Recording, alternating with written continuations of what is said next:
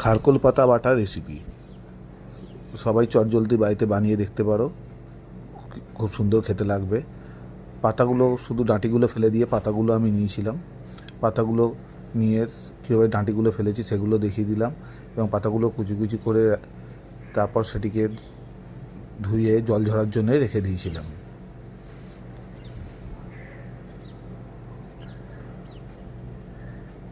এবার একটা কড়াইতে সর্ষের তেল, পরিমাণ মতো সর্ষের তেল, অল্প একটু কালো জিরে ফোড়ন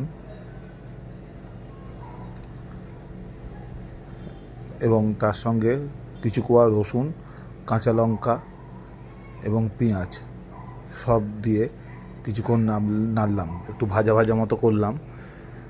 করে তার মধ্যে খারকোল পাতাগুলো দিয়ে 2 থেকে 3 মিনিট নাড়াতে থাকলাম। এবার 2-3 মিনিট পরে একটু নুন, পরিমাণ মতো নুন মিশিয়ে দিলাম এবং যাতে খারকোল পাতা একটু গলা খুসখুসে থাকে সেই জন্যে একটু লেবুর রসও তার সঙ্গে যোগ করেছি। দিয়ে এটাকে বেশ কিছুক্ষণ নাড়ছিলাম যতক্ষণ না কালারটা চেঞ্জ হয়।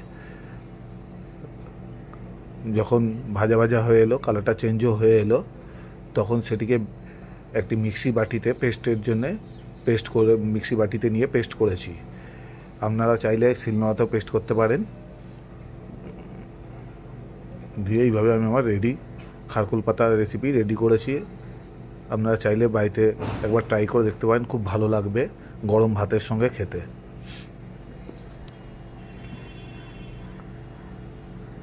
যদি ভালো লাগে আমার